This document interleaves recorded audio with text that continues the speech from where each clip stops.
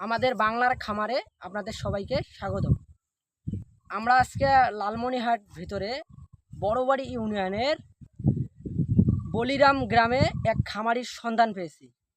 আপনাদের আজকে খামারের যত কিছু আজকে কথা বলবো। খামারের ছাগল থেকে শুরু করে গরু এবং হাঁস চড়াই পশু পাখি এগুলোর খাবার দাবার এবং ঔষধপাতি নিয়ে আমরা আজকে এই ভিডিওতে আপনাদের কাছে আলোচনা করব। আসেন আমরা এই ভিডিও শুরু করা যাক। চলেন আপনাদের আমি খামারে নিয়ে যাচ্ছি। ভাই আসসালামু আলাইকুম। ভাই কেমন আছেন? ভালো আছি ভাই, আপনি ভালো আছেন? জি ভাই, আলহামদুলিল্লাহ ভালো আছি। বর্তমান আপনার খামারে কতগুলো ছাগল? আমার খামারে এখন ছাগল আছে মোটামুটি 25টি। 25টি।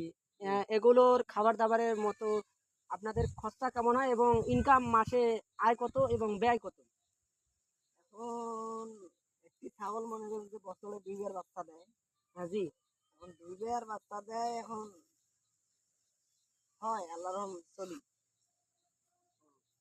এবং আপনার এইগুলো ছাগলে খালি এইখানে বান্ধা না আরো কি খামারে আছে? এখন মনে করেন এখানে মাত্র 5টা নিয়ে এসেছি বা বাসায় আছে 20টি। এগুলোর ঔষধপাতি কি দিবে রাখছেন?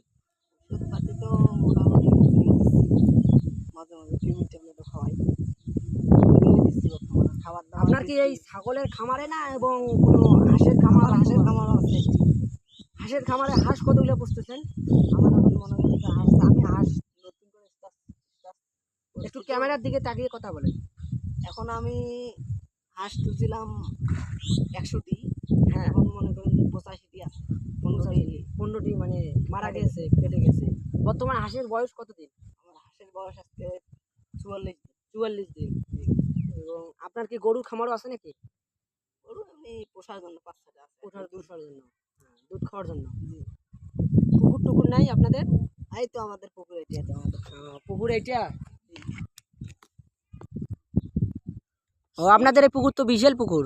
হ্যাঁ, আমাদের পুকুর আল্লাহর রহমতে ভালো। পুকুর বিশাল বড় না? হ্যাঁ অবশ্যই।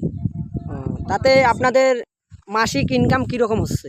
মাসিক ইনকাম আমাদের আল্লাহর রহমত, মানে ইন টোটাল নিয়ে মাসিক ইনকাম কত হচ্ছে? পুকুর হাঁস মুরগি চড়াই হাঁস মুরগি চড়াই এবং গরু নিয়ে মাসিক ইনকাম আপনাদের কত হচ্ছে?